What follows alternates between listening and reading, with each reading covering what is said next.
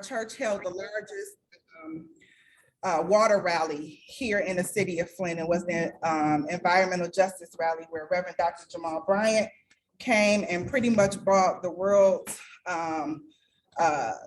well, the world had already knew about Flint in terms of the water crisis, but really gave it a real hands-on perspective. And so that day alone, we were able to give out over 500 cases of bottled water in the city of Flint as a result of that crisis. But for us at First Trinity, we knew that there was more that needed to be done. Giving out water was not enough.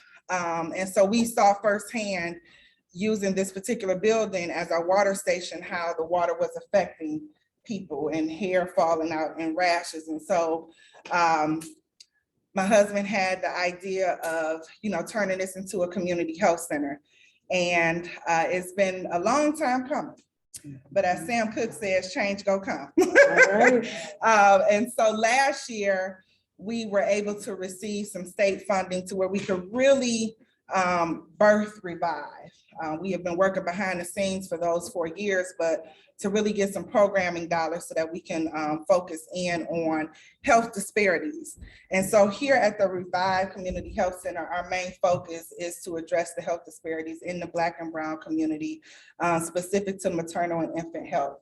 We know that our sisters have a higher chance of dying giving birth than our white counterparts. And so we wanted to make sure that we develop a program that's specific to that.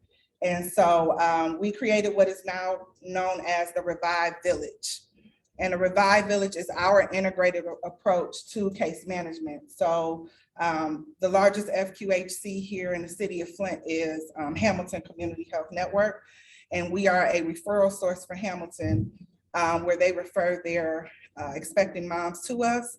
And we invite them into the village. We all know African proverb, it takes a village to raise a child. And so we like to consider ourselves as a part of that village for that mom. Within the village, she's paired up with a mentor mom. We also have, well, currently they're virtual workshops that the moms are able to participate in. And that's everything from breastfeeding to nutrition, to stress management, to knowing your rights. When you return back to work in terms of breastfeeding, we've partnered with Shantae and Yolo, so she definitely does a great job in making sure that the moms know about doula services. And that's something that I didn't even know about. I never even, to be honest, never even heard of a doula when I had my first son 12 years ago. And so it's this kind of information that's, for whatever reason, right? We can speculate and come up with what those reasons may be, but for whatever reason, it's kept away from our community. So we want to make sure that Revive is positioned in Flint, in Genesee County, as the go-to place to support these expectant moms. So we make sure that they're thoroughly educated through our workshops, and it's highly incentivized. So by the time the mom finished with our workshop, she pretty much had a small baby shower. So, you got to give to get. Y'all know how it is. You got to give to get. So I need you to finish this breastfeeding workshop, and I'll get you a Boppy pillow, some diapers and wipes, okay? So we want to make sure that mom is fully educated and know about the changes that her body is going through. And we've seen great success. We've only been operating with Hamilton for 4 months, and we've been able to retain 50% of our enrollees. Yes. Able to retain 50% of our enrollees. We've received so many different testimonials of how we're able to connect them with resources. And for us, it's really important, and I express this to all of my staff, it's really important that we lead out with relationship, because I gotta trust you to tell you what's going on in my life. I gotta trust you to tell you what's going on with my body. If I feel like you just coming in to get up in my business, I'm not really gonna tell you that I'm having some issues in terms of finding, we had a mom who needed a bed, and these types of factors, even though it has nothing to do with her carrying a child, that's stress, right? You gotta lay on a hardwood floor as a pregnant woman. But I gotta trust you to let you know that that's my business, that that's something that I need. So we make sure that we are very practical with our moms. We let them know, listen, baby girl, it's okay. We're here to support you. We're that support for you. So we're just excited about the future of Revive and the work that we're doing. And definitely huge shout out to Black Millennials for Flint for being so connected. Yes, let's clap it up for them. Latricia, she is constantly on me. Anything that you need, let me know. If I don't know the answer, if I don't have a connection, I know somebody that do. And one thing I can say about her, and it really speaks to the integrity of this organization that she has developed and cultivated, is she's a woman of her word. And that means a lot, especially for those of us that's here in Flint. We know about people saying things and not showing up. Right, we know about the mistrust of communication when you say you want to do right by me, but you don't. So I can definitely vouch for Black Millennials for Flint and really appreciate the work that they're doing in this community to make sure that people are educated, to make sure people have resources that we need. So again, I want to welcome you all to Revive. If there's anything that you need, please feel free to let me know. If you're here in the city of Flint, Genesee County, and you want to know more about our services, I do have some informational cards for you all to take with you and just get the word out. We finished our, one of the things that we did just last week was a mommy day off camp for the moms that's a part of our village. You know, being pregnant, if you have other children, sometimes you just need a little moment.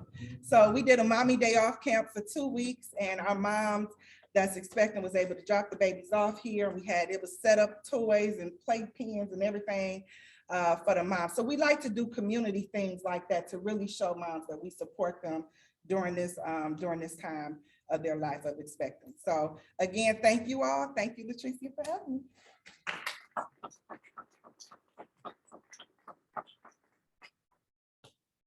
All right. So thank you so much for that beautiful opening. Let's clap for our good sis, Mrs. Executive. I'm like, I can't even keep up with all of these titles. Thank you so much, Katrina, for that. So we're actually going to move through our agenda. So this is very much so a relaxed environment. Also, to our folks who are joining us online, we're gonna make sure that you get your good voucher. We want you to eat too, but we're going to take a short pause to allow our in-person guests to actually get some food. We'll take about a 5-minute break and then we'll reconvene. All right, y'all go eat.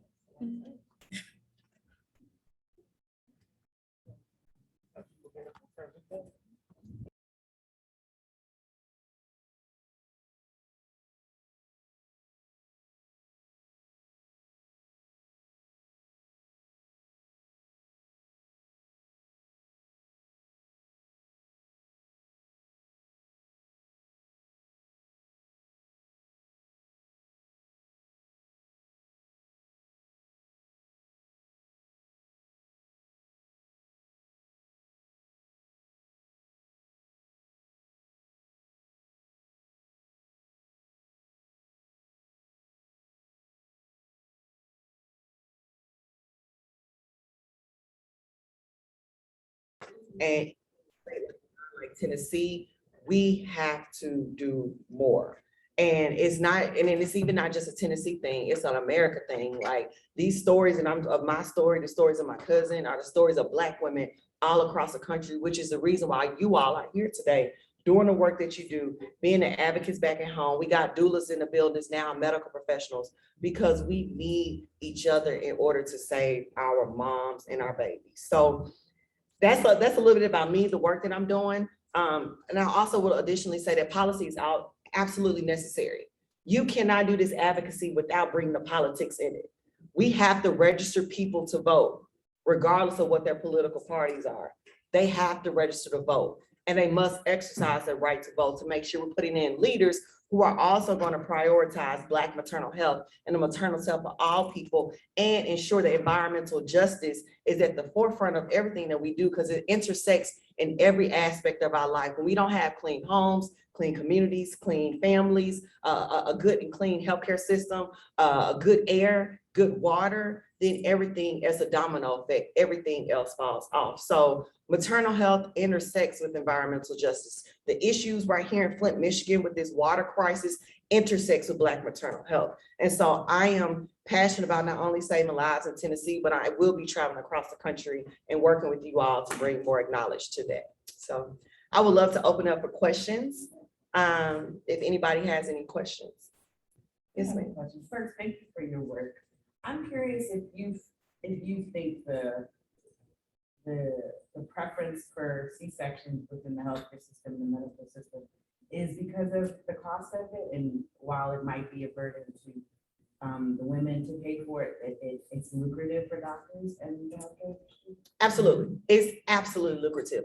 I don't think that the increase in C-sections is because women need them. The increase in C-sections has been proven because doctors get to get home faster. You know, they gotta wait on you through the whole labor process. You don't know if it's gonna be 10 hours, 12 hours, 2 hours, 24 hours. So that's their time that they're worried about. With a C-section, it's in and out. They get in there, they cut you open, they take the baby out, they sew you back up, and they send you back to the room. It's cutting off on their time so they can do what else they want to do or jam in more patients. And it costs more money, so they get more money.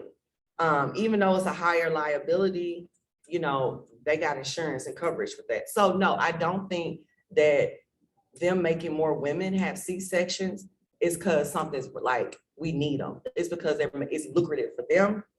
And Black women are the ones that are more likely to have C-sections as well than any other race.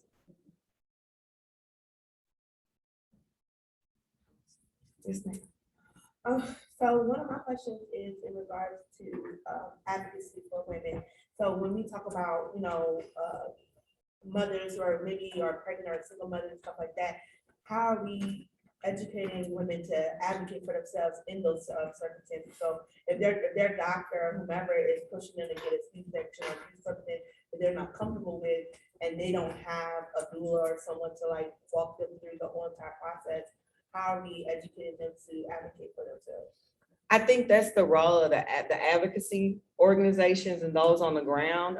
You're right. It's hard. Like, everybody doesn't have the privilege of having somebody in that room to advocate for them. And even though if it's a life-threatening emergency, then they're not supposed to give you something you don't want because you sign off on that. And I had to have a C-section too, out of all transparency. But I had to because I was about to die. Right. But it is important for advocacy organizations and those on the ground doing the work like Black Latinx for Flint and all the other maternal health organizations to be more forthright and put information out there. How to protect yourself ahead of time. What can you do to reduce the chances of C-section? Let's get real. Black folks, we gotta start eating healthy. We do not eat healthy. We do not exercise. We have to start exercising. And that's not calling anybody out of shape or anything like that. Like, it's about like, if we're gonna prepare for childbirth, we have to literally physically be ready for that because it's a lot on your body.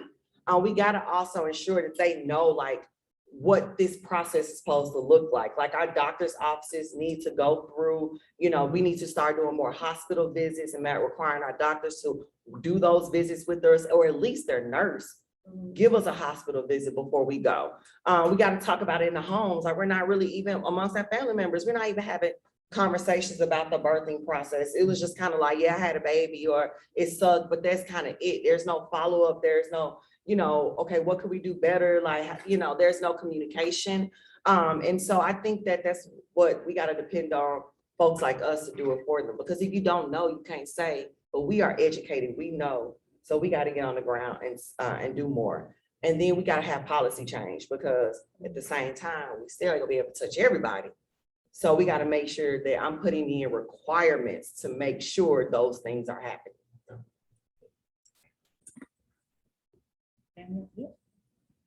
We are working on like what you did in Tennessee here in Michigan with Senator Guys. And we're also trying to make it was compensation for doulas with insurances, like you said.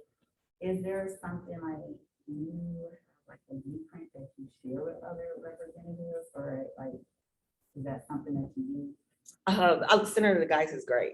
Thank you. And I appreciate that. I think we're supposed to do a live or something soon, a virtual event. But I don't necessarily, I do have a blueprint. It's not written down, but again, it goes back to what I said earlier. You know, you're in Michigan, it's still both for a lot of everybody. So the goal is to find out what's the commonality, right? And I go back to my strategy around pro-choice. You know, the Republicans are really big. They're not going to move on that pro-choice thing. It's like they're not going to bend. So how do I talk pro-choice language with the pro-choice party? Because the Democrats as Senator, they're going to have your back. They're not going to vote against something like that. So I'm not really worried about them. But how do I get my opposition to make sure? Because they look at me as someone who's pro-choice. So they're like already kind of looking at me like sideways, like, hold up. You know, you the one that's defending abortion, but you over here talking about babies, like, how dare you? But I needed them to understand that it's real. So I go to them and ask them their opinion about this. I went to the doctor who's on the healthcare committee, who's the chair, and said, how do you feel about this? Let me know your opinion. Can this be something you get on board with? Go to the Republican leadership. Can this be something that you get on board with? And ask them how they felt about it. I actually take in their opinions. Some stuff I don't bend on, but some stuff I'll, twist it, do what we got to do is compromise.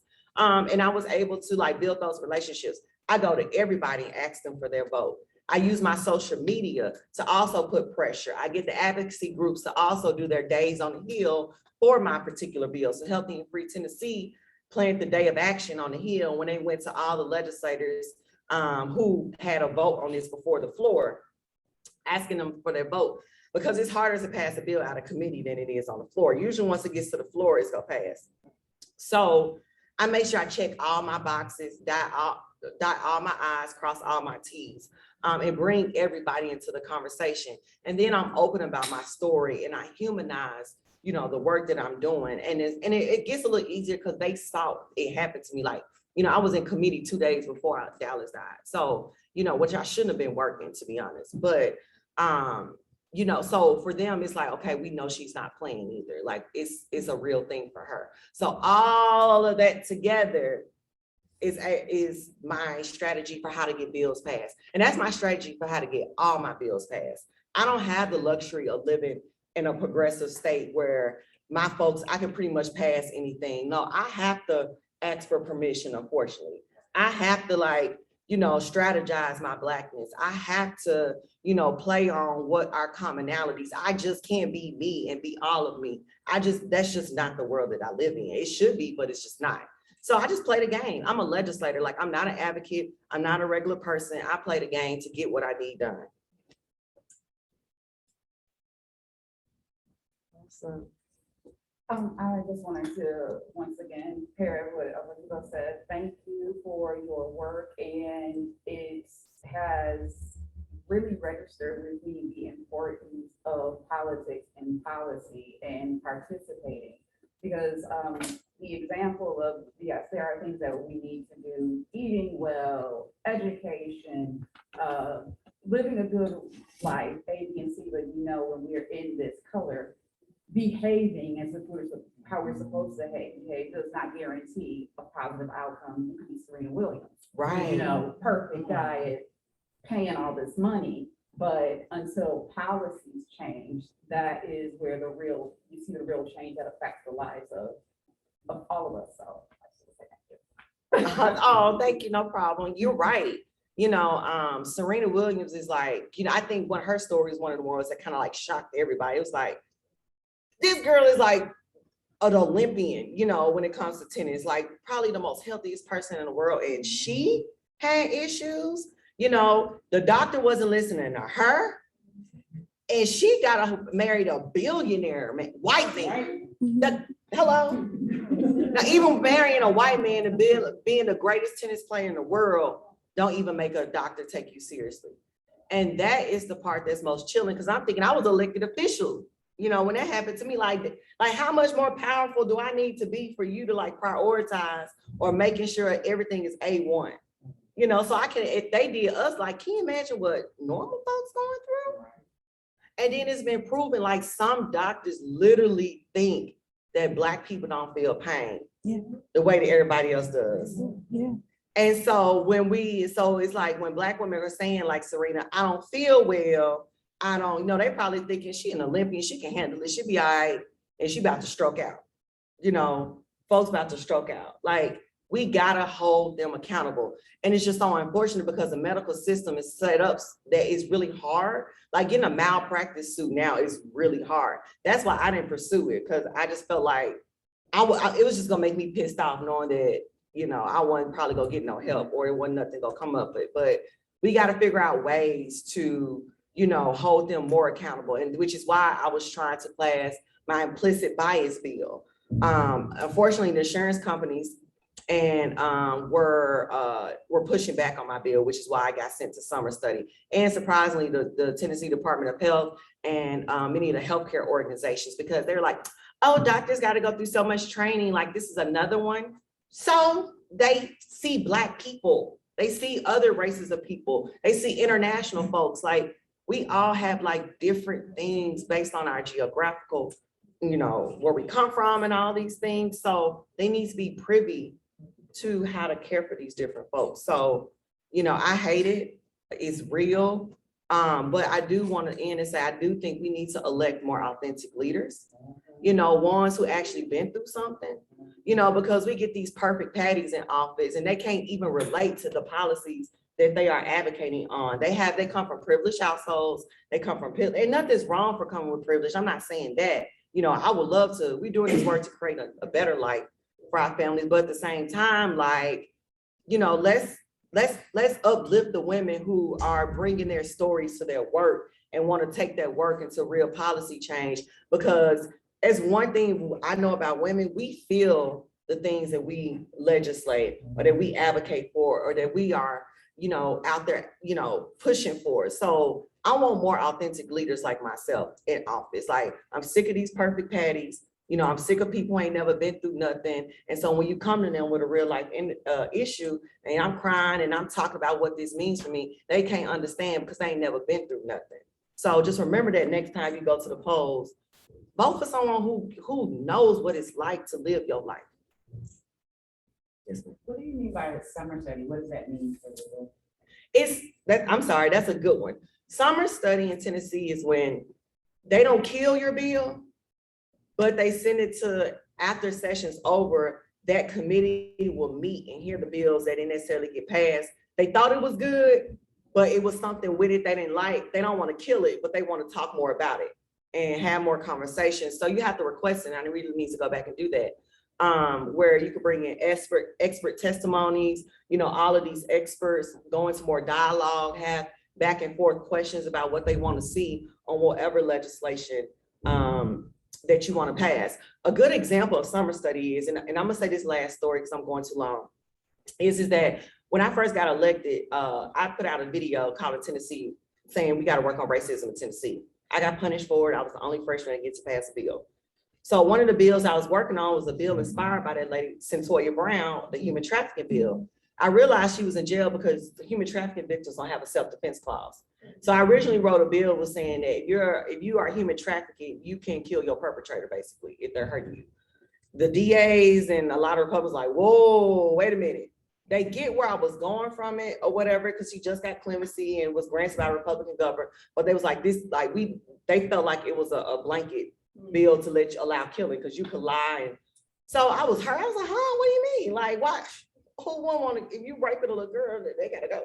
But you know, but I get it. Like, I had to like humble myself down. I had to like, okay, let me hear the DAs out, because in criminal justice, the DAs run everything in Tennessee. Like, if they don't like a bill, it's not passing, literally. So it's very prosecutorial heavy. So it got sent to summer study. So what I did was I built my advocacy around human trafficking. I got with all the human trafficking organizations, got their opinions about the bill. I planned a human trafficking training with the law enforcement, brought law enforcement in to tell us how they deal with human trafficking, brought the organizations together. We had a training a day on Hill at the Capitol. I got with the chairman of judiciary, say, can you help me figure this out? I think this is important. I got the Republican majority leader. I see what you're trying to do. Let's work it out. I went to that summer study, presented in front of them, brought to the Tennessee Bureau of Investigation, went on a tour, got them to testify with me at their summer study. And we came up and rewrote the bill in the summer study in that committee hearing. Then I was able to, the chairman is this good, majority leader is this good, speaker is this good, is this good, DAs, y'all straight, law enforcement, y'all good, everybody on board with what we did. So I was able to come back my second year with a nicer, more cleaned up, and they actually improved it. My bill was actually end up being not good, you know, so I humbled myself down and worked with them, and they made my bill even better because they understood what I was trying to do, and they also are not for human trafficking as well. So I had a Republican senator reach out to me, and she's like really on the opposite side, but she said, "I'm with you, sister." Yeah, she called me a sister, but I like her. She's sweet, even though we don't agree all the time. I like Senator Bowling. Thank you. And she made sure it got through the Senate, and I ran it in the House, and it's passed into law. So, you know, a lot of people look at summer study like it's a death trap, but to me, I actually like it. You know, if you like, it's all about what you make things in life. It's not like, you know, it's like a game of spades. You can be handed a terrible hand, but it's how you play that. Be strategic how you play your trumps. Be strategic when you throw down them aces. Like, we just got to be more strategic about how we do our advocacy and how we're advocating for the things that we want. And we can't just say, because you don't agree with me, I'm gonna write you off.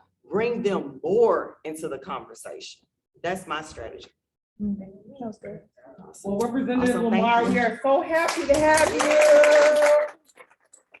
Lastly, let the folks know in the room and online how they can find you on social media, because you're super active. Awesome. So I'm on Instagram Live right now. So find me. I'm most active on Instagram at London Lamar TN. You can find me on Twitter at Rep Lamar, and also on Facebook at Rep London Lamar. And you can Google my name, find my office info, but it's probably quicker to hit me on social media. It is what it is. Thank y'all. Excellent. So we are going to transition to activity for everyone who's in the room. So everyone has gift bags. If you didn't get a gift bag, let me know. But if you did get a gift bag, you should have affirmation cards inside your gift bag. So, and those of y'all online, you don't have affirmation cards, but you can still be a part of this activity, and you'll see why. So you guys see the deck of affirmation cards, and you may need to make a little space where your plates are so that you can lay the cards on the table. And so while you all are getting your affirmation cards, I did want to take a moment and introduce myself and talk a little bit about more about why we had the event today. I know Latricia introduced us. I know First Lady Katrina Tillman introduced us. And of course, Representative London Lamar talks a lot about her work, but I also wanted to talk a little bit, and on the folks online, you all also have access to this as well. It's just kind of why Black Millennials for Flint had the event today, and kind of the direction that we have been taking with maternal health recently. And so one of the things that has been of utmost importance to Black Millennials for Flint since we started was around children in schools, right? And then it was kind of an epiphany to leadership a few years ago to kind of take a step back and say, well, if the children are experiencing challenges when they get to school, what happened before they got to school, right? And so that's kind of where the beginning of the conversation about the intersection between maternal health and environmental justice came about. And myself, I'm Vanessa Vaso. I'm the National Programs Director for Maternal Health and Environmental Justice for Black Millennials for Flint. And a big part of my work is that intersection between the EJ work that Black Millennials for Flint was already doing and the birth work that folks in this room, as well as online, are also currently doing. We identified that in communities across the country, there's a lot of siloing of folks doing maternal health or doing birth work, but not necessarily the intersection of what's going on in these homes, what's going on with nutrition, what's going on with toxic exposures when a woman is becoming pregnant nursing, or of course while her children are small. If a woman does suspect that she may be exposed to lead in her home, does she have any access to finding out about getting her water tested? Is a doula the proper person to give her information about that, or does it have to be the health department? Like, kind of asking these questions about, like we talked about earlier, about trust. Are we giving the tools to the folks that are trusted most in Black and Brown communities? Are we giving them the tools to address environmental justice challenges? And so really increasing and revamping the maternal health side of things, is saying we can do more events like this. We can do more online trainings, do more online streaming because of COVID, you know, making sure we're doing things virtually and hybrid to give the knowledge and tools and additional resources to the folks already doing the work, the trusted experts already doing the work with moms and babies around EJ and around environmental health issues. So I did kind of want to say that. I know you guys probably have seen us talking a lot about our White House recommendations and the fact that, you know, it's important that we demand that environmental justice is a part of any conversation around moms and babies, and that moms and babies are a conversation being had about anything having to do with environmental justice, anything having to do with climate change. A lot of times those things aren't necessarily discussed when talking about the experience of a pregnant woman and her new baby. So I just wanted to kind of throw that out there and also say that in addition to what Representative Lamar mentioned about our partners in Tennessee, we are really grateful for our partners at Sister Song in Atlanta, Georgia, and they were a very generous sponsor of the event today and a very important partner in our work with, yes, for Sister Song, a really important partner in our work for reproductive justice for Black lives, RJ for Black lives. And so we just really wanted to give them a shout out and also make sure everybody knows to check them out because they're doing amazing work when it comes to reproductive justice. They're partnered with amazing organizations from across the country that are doing work that intersects maternal health and maternal child health and infant health in whatever other work is being done. And in our case, it's environmental justice. With other organizations, it's immigration, it's criminal justice, it's housing. There's so many things, but Sister Song's at the center of that. So I just wanted to give them a shout out. And without further ado, we're gonna have a little activity. So everybody pulled open their affirmation cards. Okay, so this is how this works. So you may, like I said, you may have to move your food around, but look through your affirmation cards, or if you can, lay them out and pick 3 of them that really stand out to you. I'm gonna have to do, well, I guess I could do mine on the chair.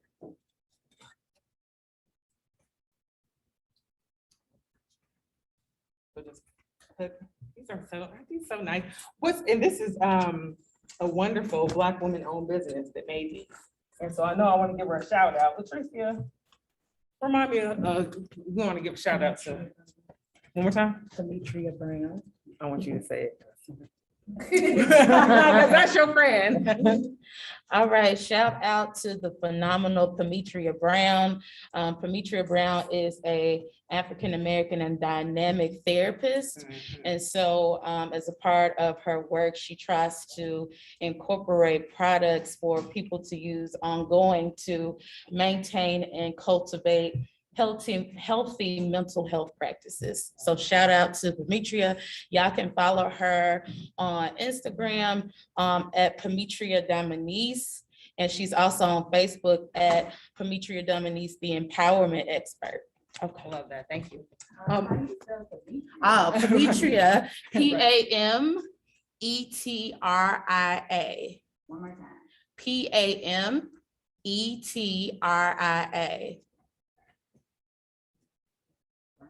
Uh-huh.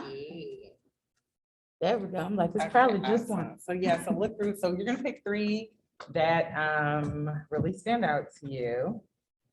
And actually, I'm gonna come over here in this group because you don't have a partner. Oh, with Deanna, I don't know if you want to do it, and I'll come over there with y'all because you're gonna pick your 3, and you are going to. There's 2 things you're gonna do. First, the person next to you or a partner at your table, share with them why that you picked those 3, and then you're gonna pick 1 to say, to say the affirmation on the back to your sister next to you, and she gonna say the affirmation on the back to you, to encourage you and empower you moving forward. It's gonna get real loud in the room. It's gonna be some chatter, but pick your 3 and then pick somebody at your table to share with them why you picked your 3, and then encourage her by saying the affirmation that's on the back, and then she'll encourage you by telling you the affirmation that's on the back. Okay, so take a moment to do that. I'm gonna go join this table.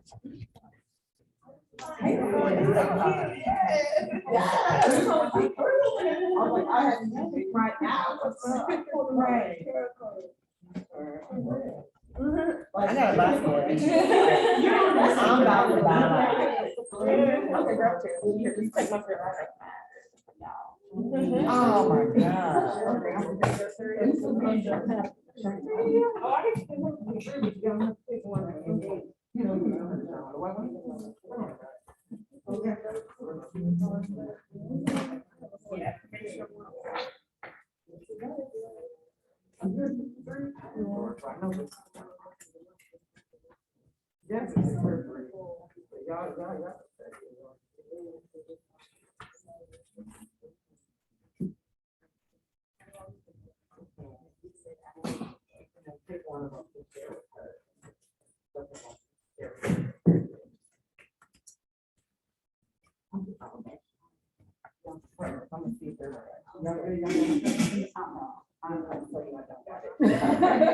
So pick the ones that mean something to you. You can share with the sister next to you about why you pick them. And then pick one to say to her, encourage her, and say, she'll say one to you. That's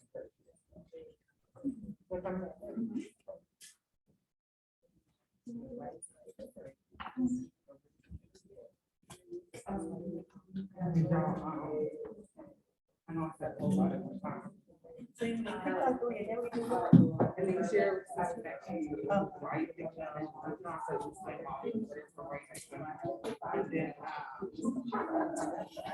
and then say one of the after the go back to her.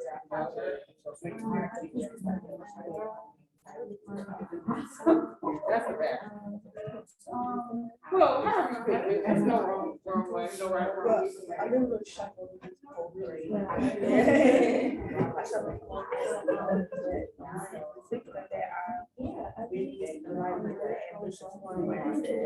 Your voice has great power.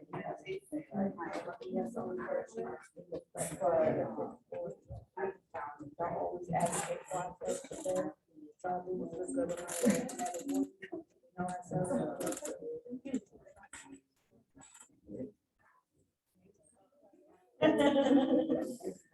I also like her earrings.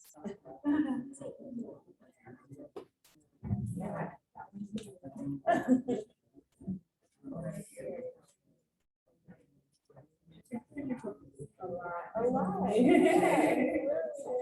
Normally I would just sit back. No, my mom. So, lots of phone calls.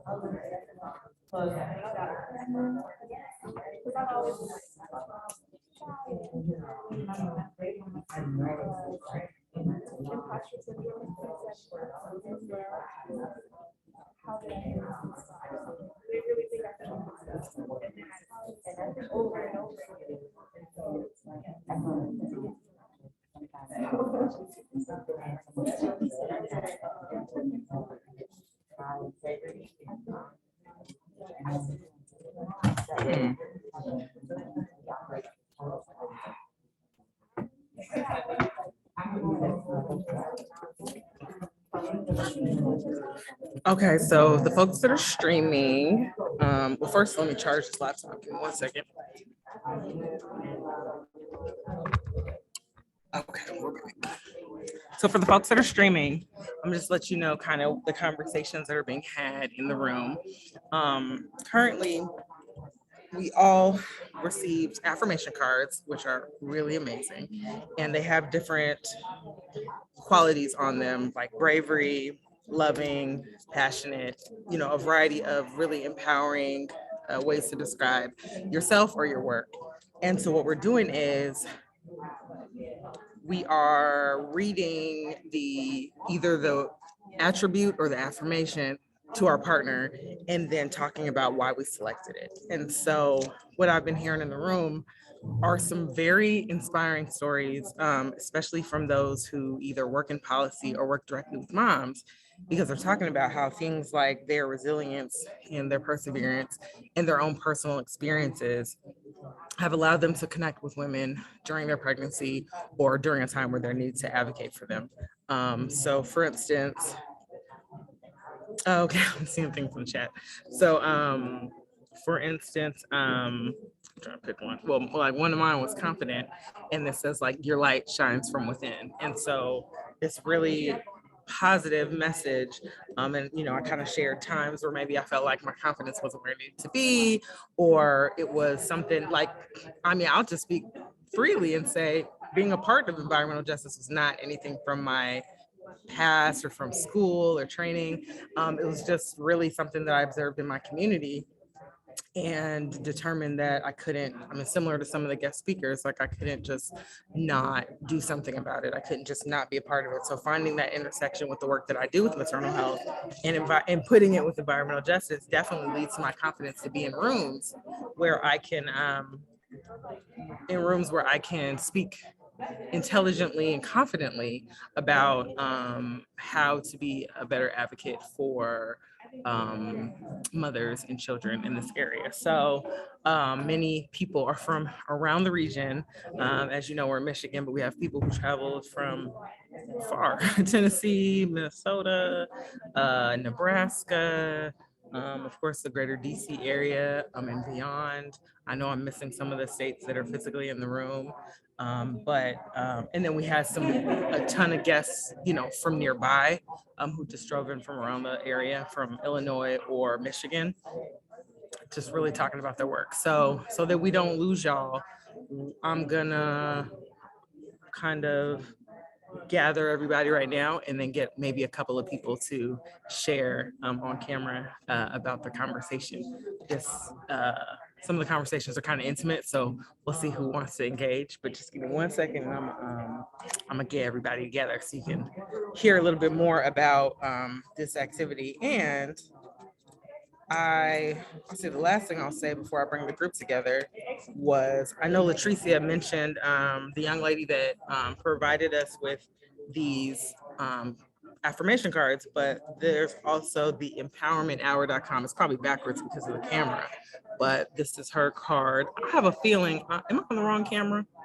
But because we got two cameras going, but the empowermenthour.com is where this activity came from. So without further ado, I'm gonna get the group together. So I'll be right back. Oh, no, sorry.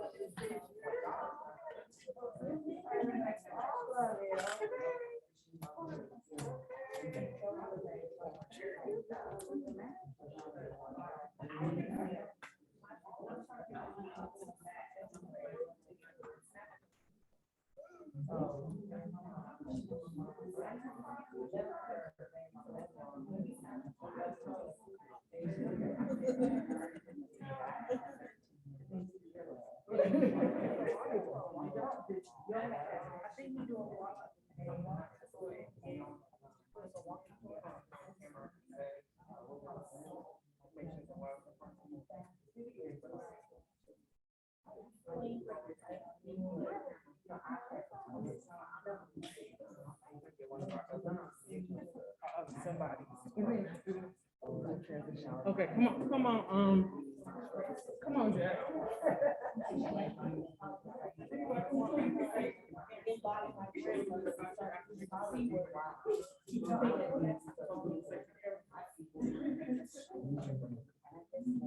Come on, Jack.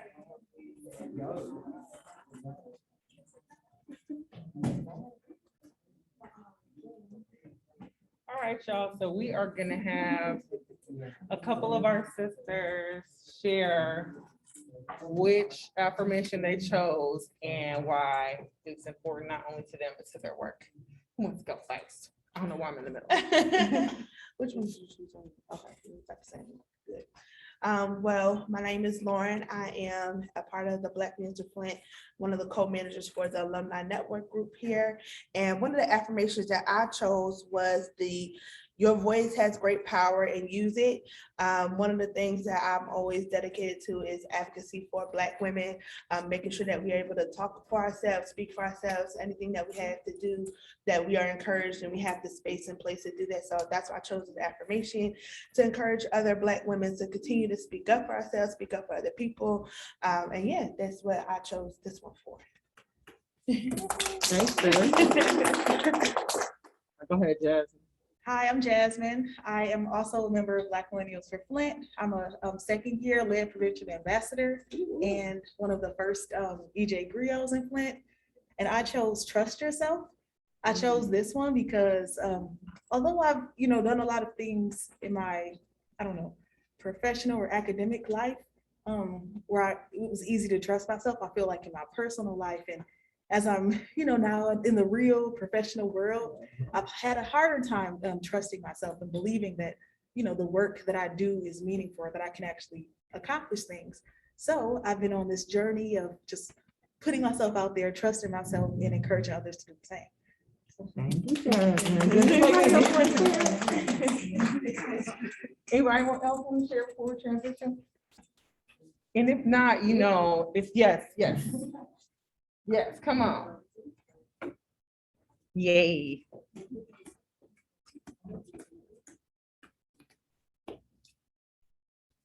Got the same one. We chose, yeah. Oh, Yeah, I love it. So my name's Corinne Taylor. I'm really happy to be here.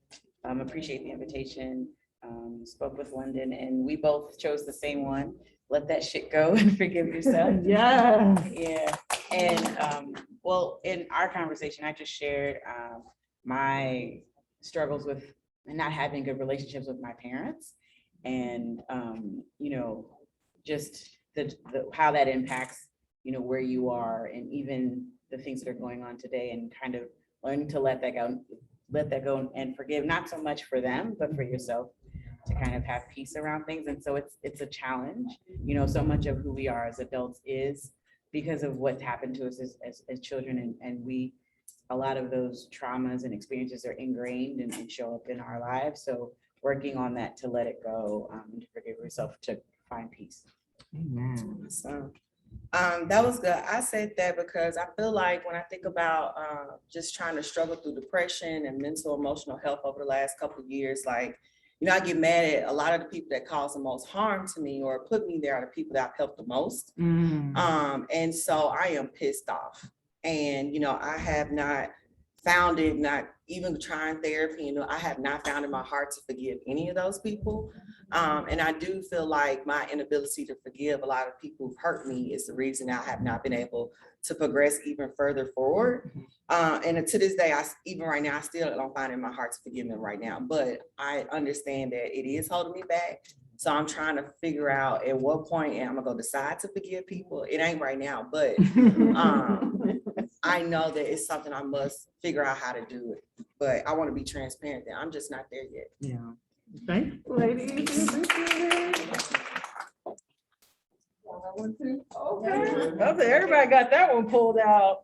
I really appreciate it. You know, it can be very personal, especially since we have the camera on, you know, but it can be very personal to share, you know, what brings you to a place of empowerment, what brings you to a place of wanting to not only encourage yourself, but encourage the sisters around you. So we really do appreciate y'all, you know, sharing with the folks and sharing with each other something that does ground you in this work, because being grounded in your beliefs, being grounded in something spiritual is extremely important in the type of work that we do. And so without further ado, as it pertains to the type of work that we do, I wanted to just take a couple minutes to have a few of the doulas in the room talk a little bit about the work that they do. And then after that, we'll do a real quick strategy activity, and then we will go. So I would like uno, dos, and tres, and I guess I'll be cuatro, to just speak a little bit, introduce yourself, talk about your work, and most importantly, talk about the victories of your work. So yeah, come on up, and I'll just have y'all introduce yourselves, talk about your work. And please get more food, y'all. All right, just sit comfortably wherever you like. Yes, ma'am. So each of you all represent a different state here in the Midwest area in birth work in different ways too. You guys all do different types of birth work. And so I just want kind of each of y'all to talk about, but quickly just run down, introduce yourself, what you do in birth work, and then I'll kind of have y'all share victories from your organization, from your company, from your work. That can be inspiring to the birth workers here in the room, as well as streaming, as well as just folks that love and support and follow you, as well as moms out there who maybe have always wanted to have a lactation coach or a doula or whatever, and don't even really know what that means to be accessible to them, right? So who wants to get started? I can start. So I'm Sierra Leone. That is my real name, and I'm proud of that name. I've been a doula for 7 years with my own company, Milestone Creations, but I also partner with a local organization in Minneapolis to help those mothers who have insurance that can't pay out of pocket for doula services. I also am one class away from becoming an IBCLC. And I'm a yoga instructor and also a podcast host of a story called Everybody Has a Story. And that stemmed from working inside the prisons for 3 years and being a doula and a facilitator for childbirth education. So yeah, that's me, and I'm in Minneapolis. My name is Alea Cave, and I am based out of Nebraska, and I've been a doula for a year, so I'm a baby in this thing, but I'm doing a lot of learning and a lot of just absorbing right now, trying to just really get my footing in it. But a lot of what I've been doing over the past year has been virtual services and just having parents know that they have some support outside of the hospital, even given the pandemic that we were going through right now, and that is ongoing. Because a lot of times at the beginning of this, we were not allowed to be in the hospital at all where I am in Nebraska. And so now it's like they're allowing a person, but it still was a lot of like flipping, flopping about who can come, who can't come. Like, so just being there in a virtual space was very helpful for some of the people that I was able to support. I'm also partnered with an organization called the Malone Maternal Wellness Program, and it's the first Black maternal center in Lincoln, Nebraska. And they just started, they're brand new as well. They've been going on for a year with their programming, and they are mainly helping get no-cost doula services to Black and brown families in my community that I grew up in Lincoln, Nebraska as well. I'm from Omaha, Nebraska, North Omaha, stand up. Had to add that in there. So we offer services to these families for free of charge. They can get a doula at the rate that they pay us is $1,400, but the doula, the parents do not have to pay anything. And they also offer breastfeeding resources and breastfeeding support. So 60% of the families that were enrolled at the beginning of the service are still breastfeeding the year ongoing. And then I believe it was 30% are still going for 2 years. Wow. So they've been doing great work. Like I just got started with the program in March, and I'm hoping to get back and like really hit the ground running. They also do we deal a lot with I know a lot of people know in our neighborhoods we have food deserts, and a lot of the services that I also provide is just nutritional support and helping folks to know like what are the things that you should be prioritizing in your nutrition when you are carrying a child, when you're postpartum as well, because it doesn't stop. You still need to take care of your body afterwards. And so we offer, we go to Walmart and we get like fresh vegetables, and we get just fresh things for them, and we deliver those to their homes so that they have those foods, because a lot of these neighborhoods, they only offer the corner store or the gas station or Chubb's grocery store, and you only got so many things in there. So we are trying to get fresher and more available options to our families. Hi, I'm Shantae Turnham-Smith. I'm the owner of YOLO. It's not like you only live once, but it's you overcoming lactation obstacles. And so it's a birth and lactation service. I am an IBCLC. I'm a birth doula. I'm a childbirth educator. I do some postpartum doula work, but I'm like really busy, so I haven't done a lot. I'm also a co-founder of Southeast Michigan IBCLC of Color. Shout out to them.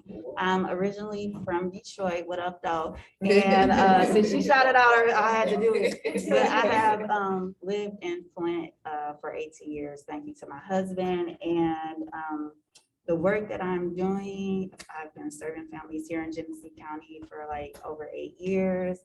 I have done a lot of pandemic babies this year. Y'all, Netflix and chill babies are coming out. I had 2 births in 1 day. I've had 4 births in 1 month. I am thankful to the Community Foundation of Greater Flint. I have funding to serve moms here in Genesee County for free with lactation services, home visits, virtual breastfeeding classes, whatever you need. It is no excuse. It is all free to you.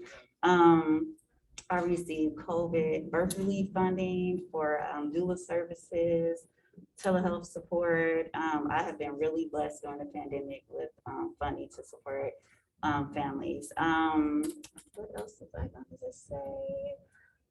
Follow me on Facebook, Instagram, all that good stuff like that. Oh, and I'm also with Revive. So Yes, I was gonna say, I'm like, hello, it be so many different things in my head. But yeah, so if you are with Revive, I am your lactation person. I have been able to make either doula services free for families of color or like very low at all. So like her still getting that 1,400 is yes, but it's either I could discount it for you or I've been doing those services for free. So we try to give those services to especially our Black and brown families who truly need it. So yeah. So that's the first thing I want to ask y'all. You know, we in this community, we know about doulas, we know about birth support, but it can be very challenging to either, you know, give this information out and people feel like it's accessible, or for people to feel like it's for them. You know, there's also a lot of stick ideas that it's just for rich white ladies, it's just for, you know what I mean? And so what have been some of the victories that you guys have seen, or some of the things that work when it comes to getting the word out about birth work, getting the idea out? Every Black mom and every brown mom deserves a doula.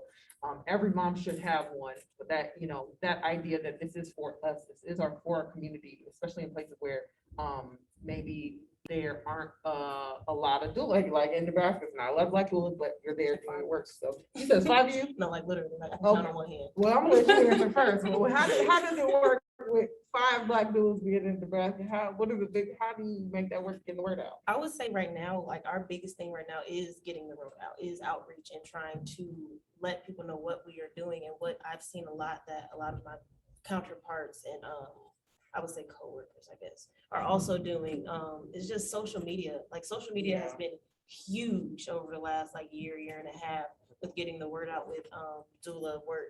And then there was also a special on HBO that they did about doulas that I watched with my mom. And it's like just pushing those things, pushing those narratives, and just letting people know like this is what we do, like this is what doulas do, this is how we support you.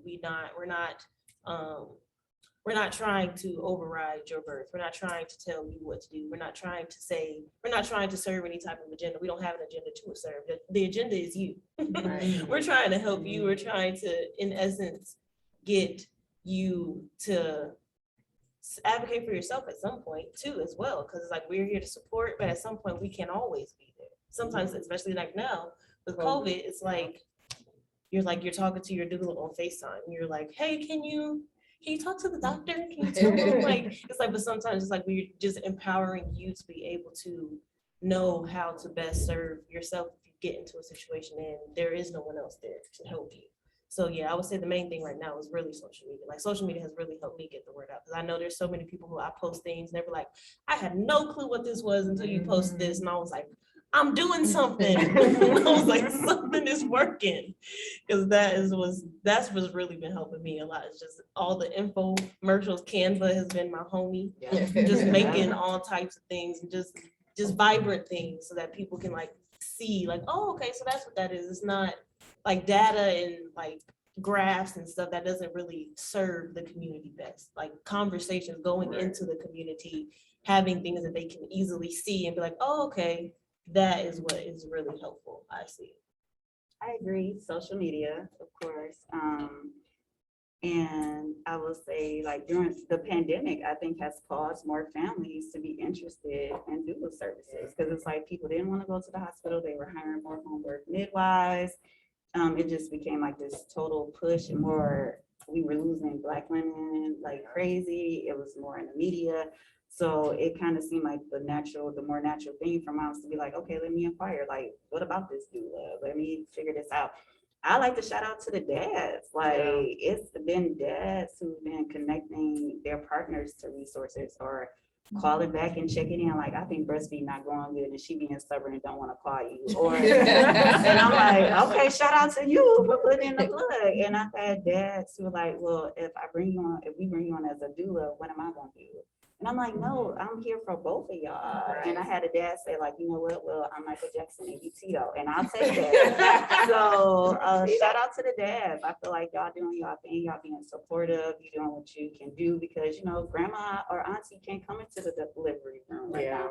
So for you to feel like this is a lot for you to carry and to accept somebody to help support your family at this time, I think that's awesome. And for me personally, I became a doula because I had a doula at the age of 15 when I had my first child. And so that was instrumental to me because as Black folks, we kind of tend to think we can overpower when we have young adults and control the narrative of what they want to happen. And so my doula was instrumental in making sure that all my desires were met at my birth, because it was my baby. And so over time, when I was trying to figure out in life what I wanted to do, I thought back to like, oh yeah, a doula. And so it was something I investigated, and then, I mean, it's just my thing. It feels so authentic to me. I don't feel pressured. And then just with my lioness, because I'm a Leo, my birthday's next Wednesday. Hey. So just with that attitude and feeling like, you know, when we're in spaces where we feel like our voices are being diminished, I can be powerful and champion for my people to make sure that their needs are met, because like you're very vulnerable when you're having children. I have 5 myself. So to be vulnerable and not to be listened to and kind of be pushed off is something that I'm like, we're not going to have that. We're going to make sure that your birth plan is your birth plan as much as we can.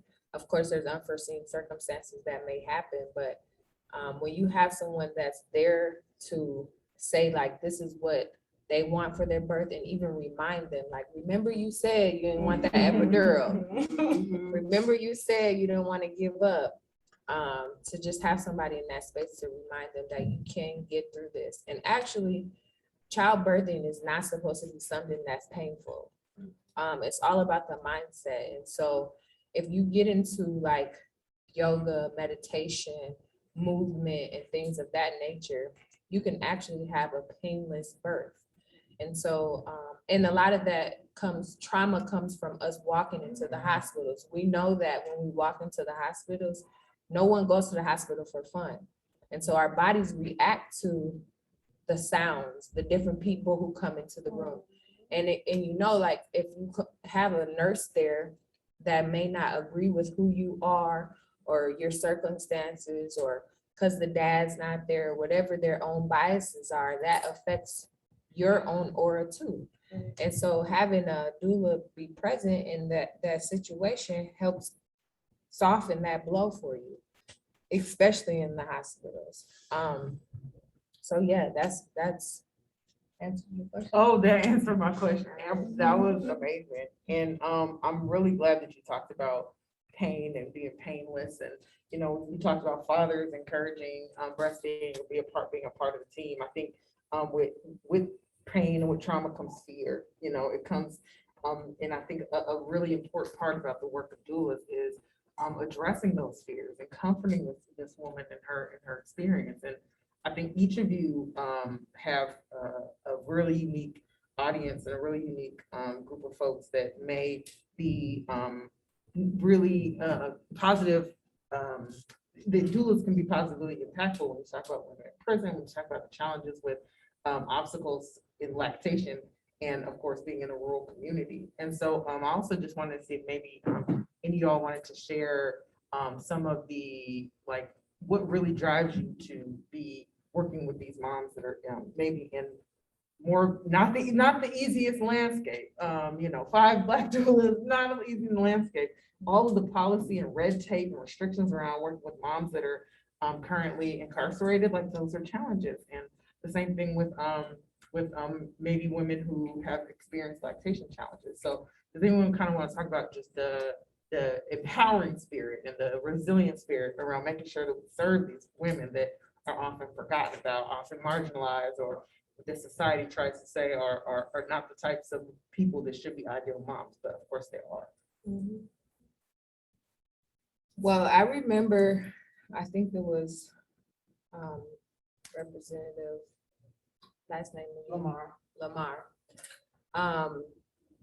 And my thought just went blank.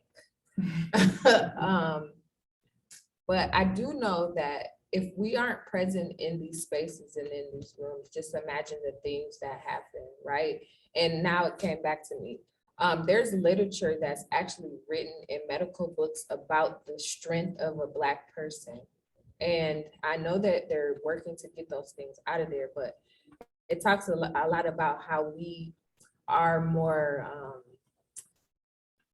powerful about pain, and that's not true. Our bodies are just made just like everybody else's. I mean, maybe we do have some resiliency that other people don't embody like us, and I do agree with those things. However, when you are being told like, no, your pain is really not the truth or any of that type of stuff, that's not acceptable.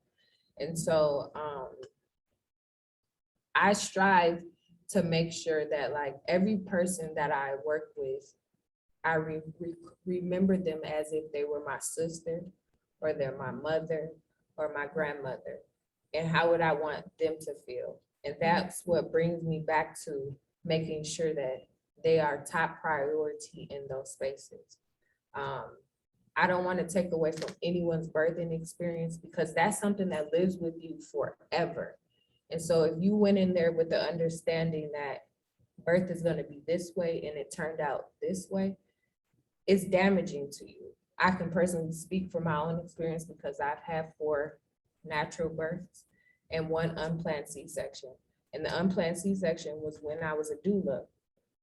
And so to go in and have to be cut, and talking to my provider now, they say the reason why was because my birth was not progressing. But when I was in the hospital, they told me that it was because my baby's heart rate was dropping.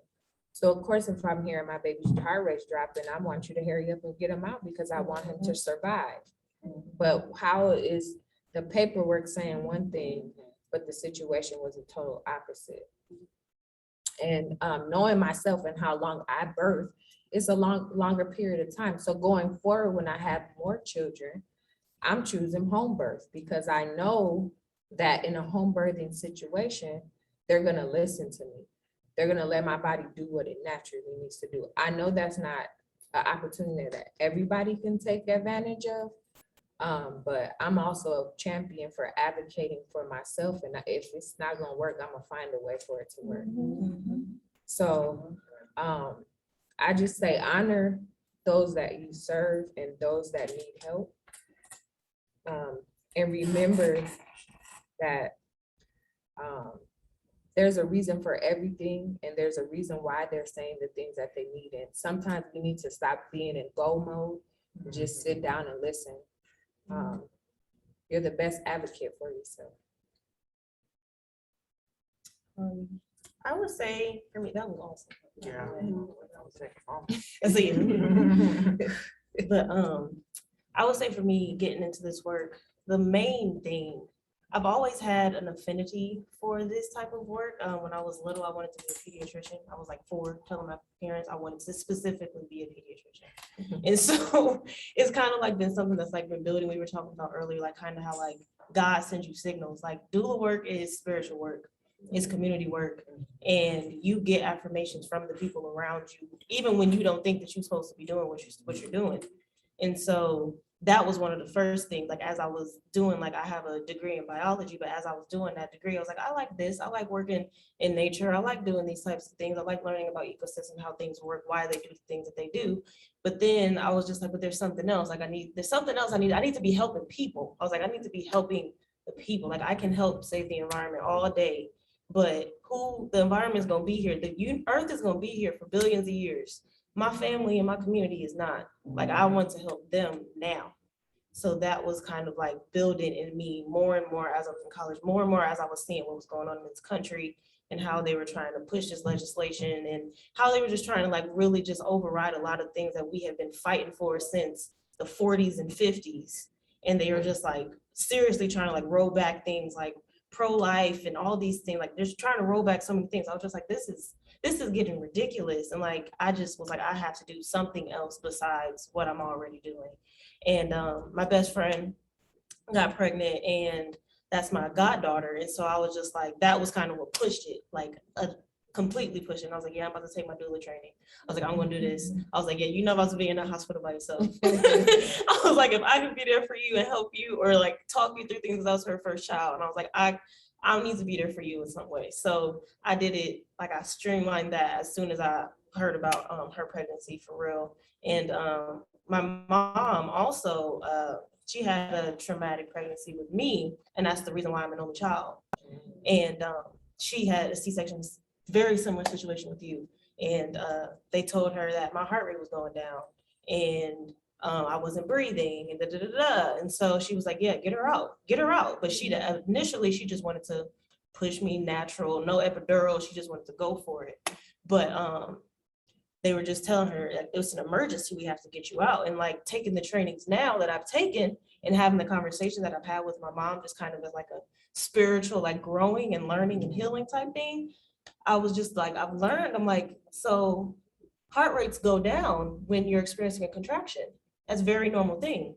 And I was talking to her about that. She was like, yeah, I didn't know that. And I was like, there's so many things. And like my umbilical cord was wrapped around my neck.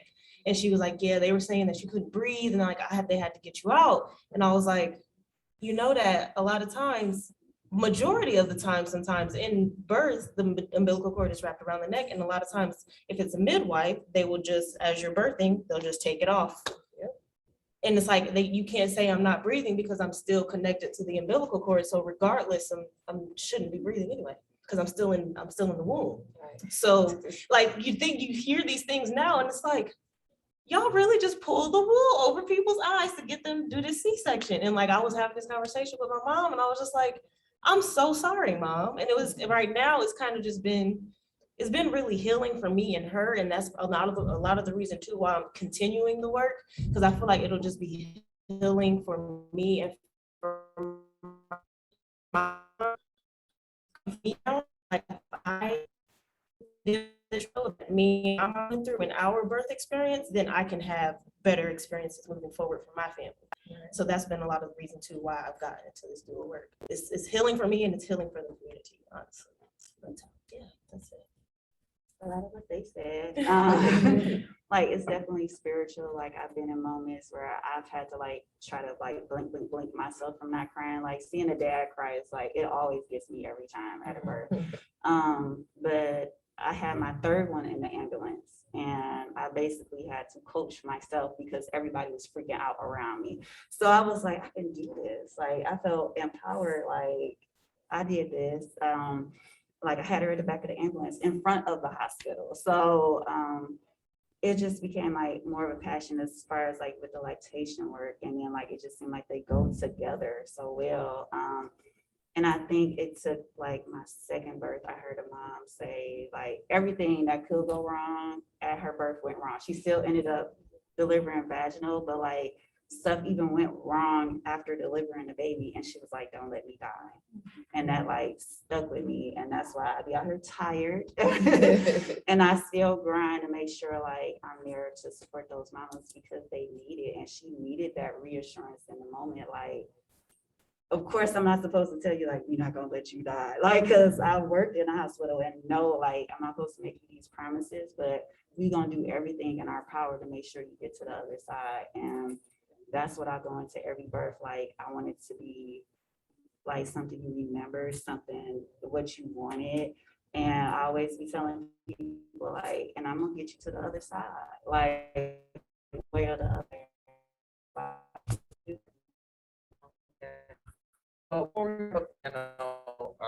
Our brunch today was really centered around policy change, and I think I'll add, in addition to policy changes in, because we talked a lot about educating. If there was one thing that you all could change when it comes to policy, or one thing that you hope will improve when it comes to policy around maternal health and around birth work in your area, what would that thing be? What's something that you think people need more training about when it comes to this work? Well, what Senator Lamar was saying, like, about like getting more doulas or educating more, professionals in the field. So I did get funding too, to like train more lactation professionals. And then I also created like a doula and breastfeeding course for doulas, so you can get your 45 hours. Like, I think if we can get and empower more like Black doulas, and like they can do those trainings. Like, even if you got 5 of y'all can start your own community-based doula training and put other Black women on. And so I think we really should empower more women from within the community to be trained. And so then it's like, we not on burnout, you know what I mean? Because it's true, like we give to so many other people and we forget to give to ourselves. So if we have other people that are in arms in the work with us, and we know that they can be trusted because, hey, you're trusted professionals in your community, we training other women, I think we'll be able to educate more families and do right by them, where we not on burnout, but giving them the best service that we can give them. Absolutely. So yeah, I would say for Nebraska, in terms of legislation, we are like, we don't even have a birth center in Nebraska. Like it's all hospital, all of it. And so I seriously want to I've been wanting to just link up with some people, just kind of get more into advocacy and figure out how we can push these things forward, because they're if a midwife were to try to attend a home birth, they could lose their license completely, and it just is cut from that point. And at that in Nebraska, that's not a good thing, because if you are not living in the main hubs, you're basically in rural states and in rural cities. So it's your only option is to get to a hospital, and that's not a good option if you're a Black woman. That's not the best option at all, to be oh, I can only get to this hospital if that's where I want to give birth. Even if it's not where you want to give birth, if that's the closest hospital, it's you can only go to the hospital. So I really want to try and push more home births, and not necessarily push them, but educate about home births, because I don't think people in Omaha or in Nebraska even think it's an option for them. Because when I talked to my grandmother, because this was a part of one of our trainings, just talking to our lineage and seeing how their birth stories went. And I talked to my grandma, and she was like, oh yeah, I just went to the hospital. And I was like, interesting. She's like, yeah, I didn't even consider anything else. She's like, I just hospital. She's like, I just went to my doctor. My doctor told me to do this, this, and this, and I just went to the doctor. She's like, yeah, I think my mom did the same thing with us. All of us kids, we just were all born at the hospital.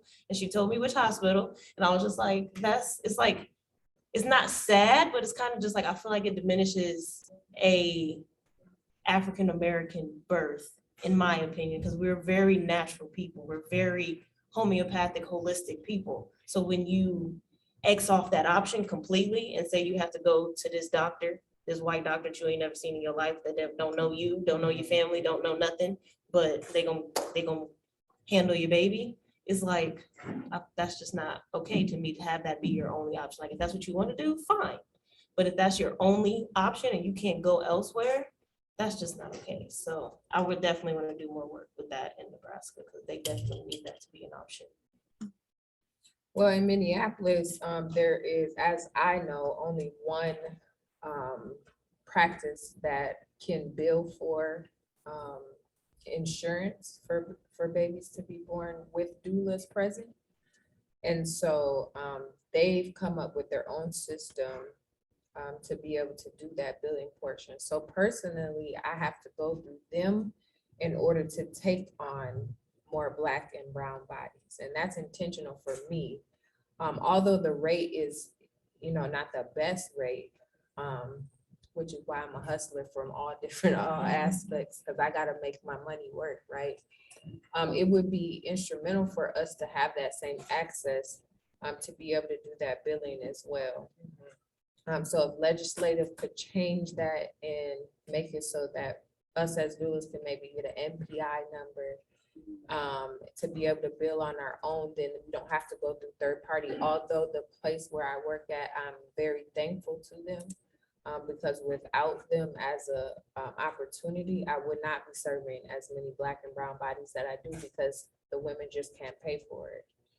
Outside of that, I do have my own business as being a doula, but I do not get a lot of Black clients through my own business. So I do serve white women as well, because I'm going to take the money, period.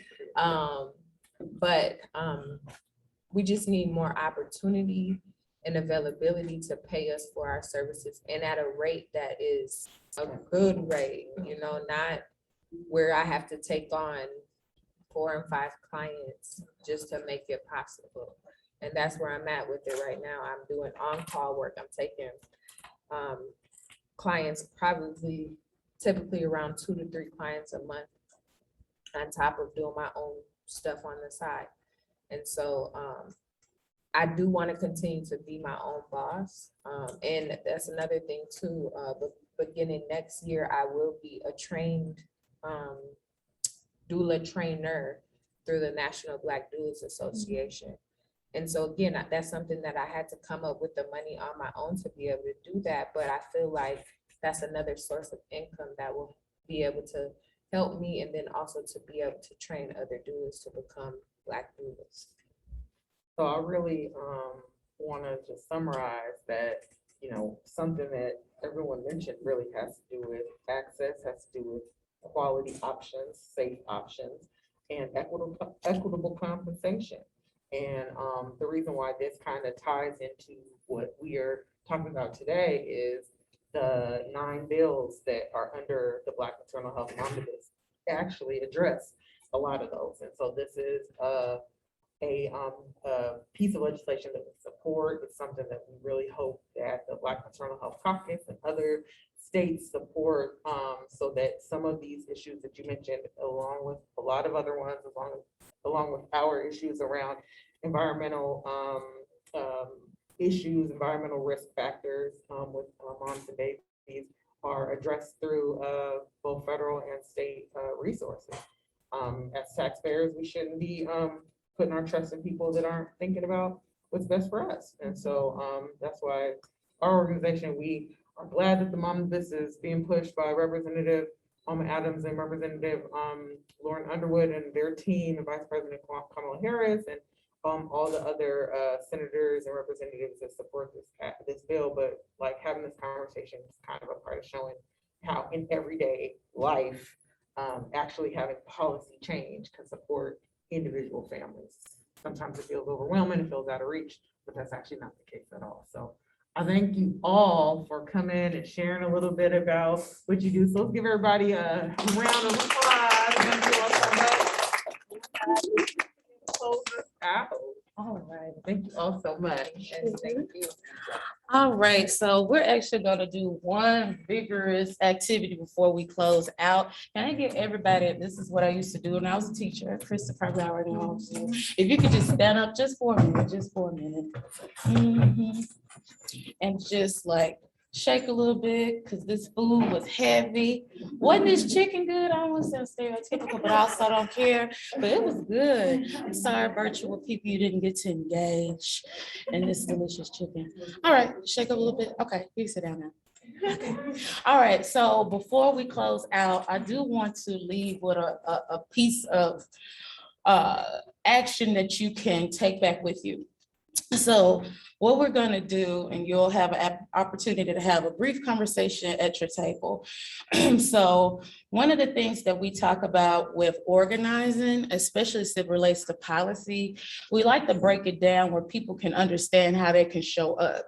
Sometimes when you say, I want to get involved in policy, how? Like in what way? So there's 5 different ways that we break down that you can show up in a political advocacy space. So the first one is one that many of us shy away from, but it's okay if you do, you don't want to do it. So with any movement, whether it be around maternal health, environmental justice, you have to have some sort of relationship with an elected official. We have to end the stigma around being Black and brown, saying, I don't like politics. You might not like the interactions that happen with politics, but it's a way that you can show up in a way that's more comfortable, but you have to have a relationship with the elected officials or you ain't gonna get no policies passed and you're not gonna get no cash money. So that's number one, a way that you can show up in any movement. The second example of that is a power broker or someone that shows up in a boardroom. So I didn't say this earlier, but Black Millennials for Flint actually started as an outreach initiative with the Urban League in DC.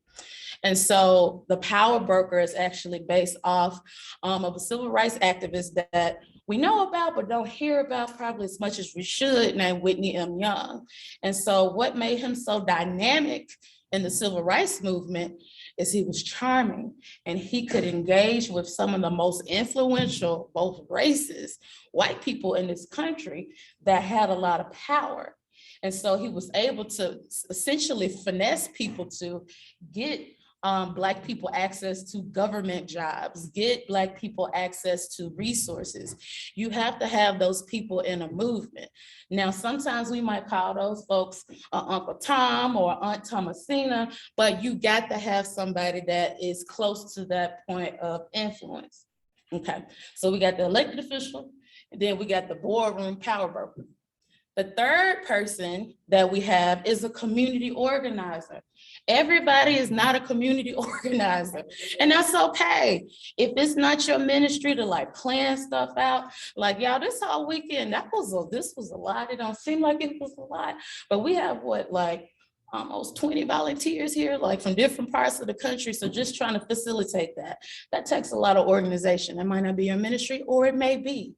So a community organizer, how they show up in a movement, they organize people. They're typically people who are very trusted in your community. They're like the gatekeepers, where you're not gonna come up in this neighborhood and do X, Y, and Z. You're not gonna come into this space of doulas and birth workers unless you go through me, okay? Then you have the next layer, and we hear this a lot, especially as young people, is the activists. There's a major difference between an activist and a community organizer. They're not mutually exclusive, okay? It is okay if you don't necessarily want to be an activist. So an activist is an individual that's by any means necessary, I'm gonna make noise. You are going to hear about what this issue is, okay? I'm gonna use myself as an example. So besides my work with Black Millennials for Flint, I work for a local school district. I am very passionate about children. However, because I have this position, I have inside connections where I know what's going on, and I know how to get access to resources for our Black and brown kids. So that means that I can't necessarily go downtown and rally, at City Hall or at Shelby County government. Now, that doesn't mean that I don't care. That doesn't mean that, I'm not invested. That's just not how I need to show up in that movement, right? But do we need activists? Yeah. Yes, because if we don't have anybody screaming from the mountaintops, shutting down the street, shutting down the highway, people really won't listen, okay?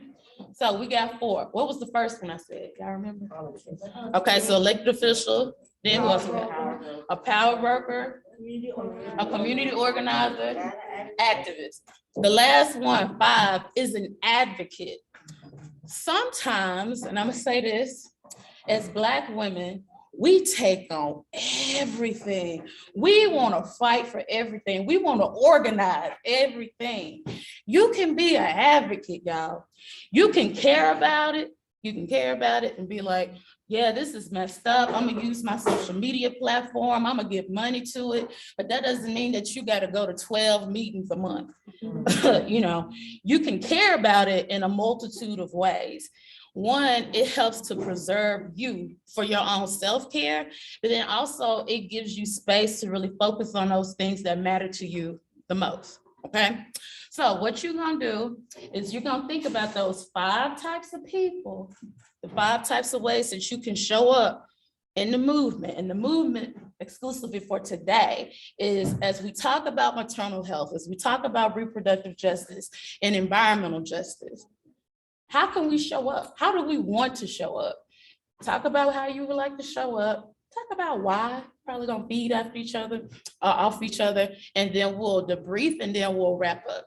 That sounds cool? Yeah. All right. People that are virtual, y'all talk to us too. I'm in the chat, y'all talk to me. I want to talk. All right.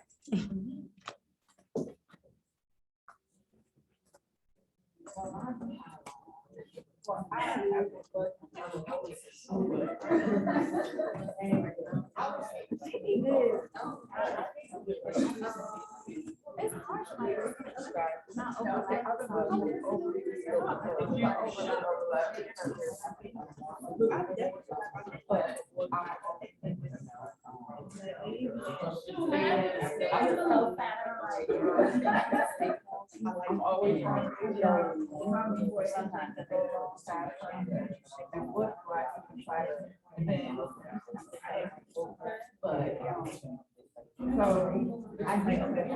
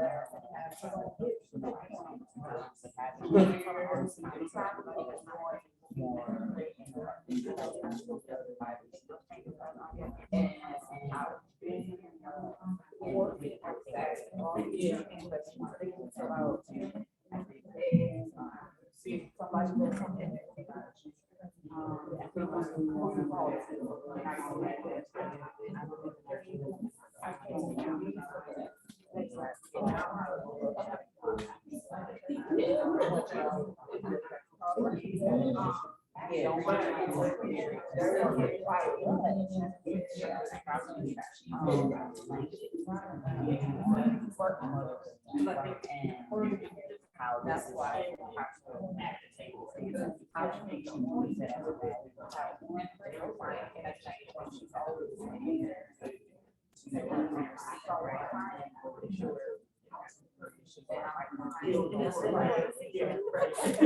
so yeah.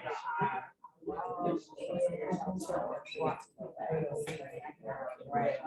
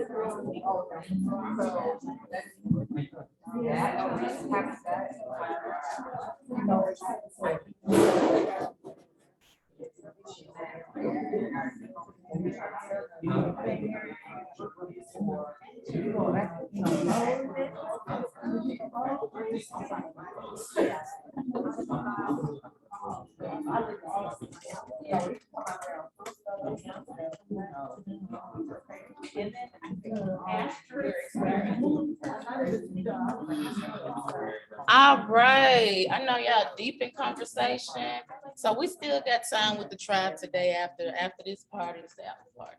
All right, so want to hear just some thoughts that you all had about how you would like to show up in the movement, and then also just kind of talk about some of the things that you heard when you were conversing within your group. So first, I'm gonna say, does anybody want to volunteer to share? Okay, come forward. Yes.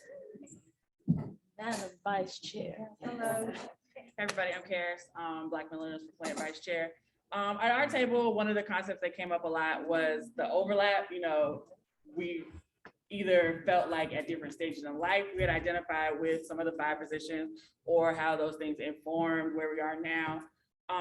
And then for like future focus, I think people thought about how they were going to build upon all of those different experiences.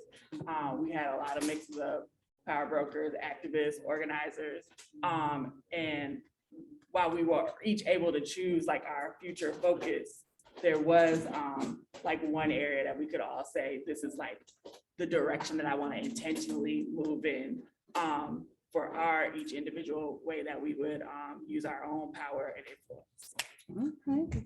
Okay. Anybody else want to share?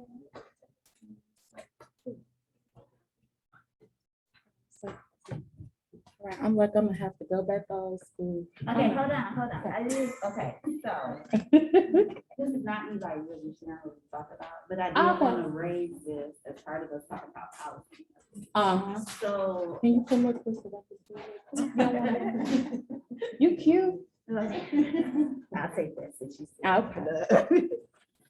This is something I did want to raise because as a lactation consultant, when we were talking about policy, they are pushing for like licensure here in Michigan. And I wanted us to also think about that with doulas when we are pushing the policy thing, because what we found is that licensure, it can eliminate us as Black and brown people. And that's what they started targeting. And then they just make it where they can still be dominant in the field and they could push us out.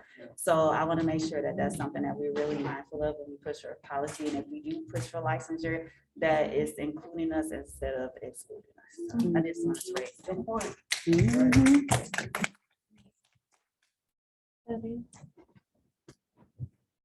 Okay. All right, so thank you for sharing that, both Karis and Shantae. Also, just as a point of action, let's just do a quick whip around. So before we close, what's one thing you're gonna be on it after leaving out of here today as it relates to EJ, environmental justice, your work that you do in maternal health, birth work?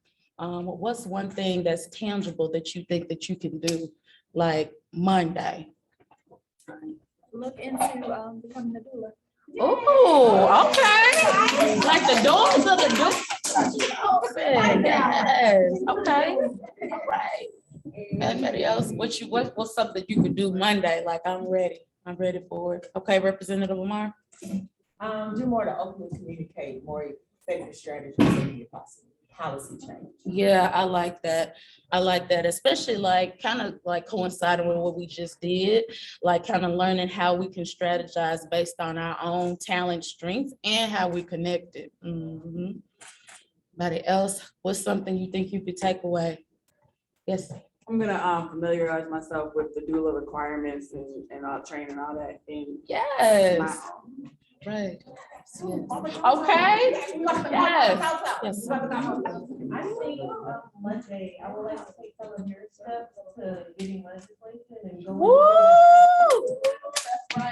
Yes. Like partnering with the organization I'm already part of, so we can do more work in that aspect. So Yes. we need to go like now. Yeah, well, we got you. You already in our alliance now. So yeah, let's talk. I would like to know how I can be like a main person in the action connected with you guys directly. Okay, yeah. Gotcha. Okay. Right. I say I would like to connect with y'all more. Yeah. Know about this.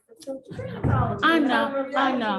Well, see, we missed we lapsed in a year because of COVID, but yeah. So yeah, that's You my fin- Monday activity. Okay. All right. Well, thank you all so much.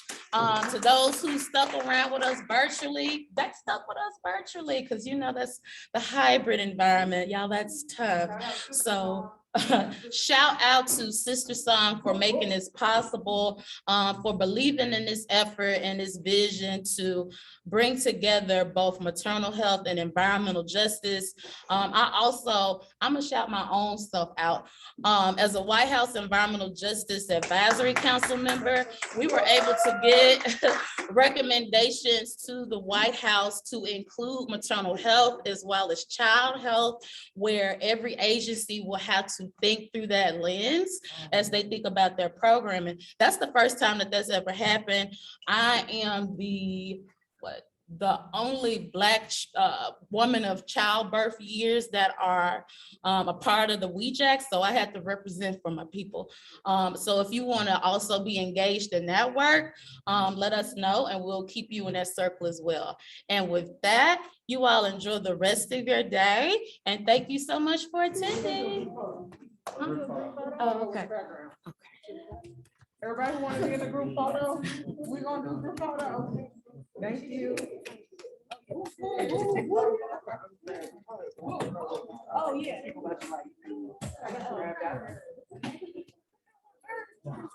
Oh, somebody said I love it here.